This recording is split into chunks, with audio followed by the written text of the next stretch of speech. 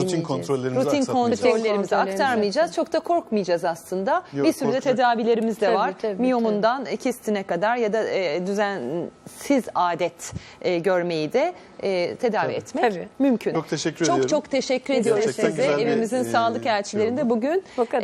evet adet düzensizliğini konuştuk efendim ama Miyometri. yetmedi, konuşacağız tekrar. Çok teşekkür Bugünlük bu ederiz. kadar. Yarın yepyeni konu ve konuklarla yine bu ekranda olacağız. Görüşmek üzere.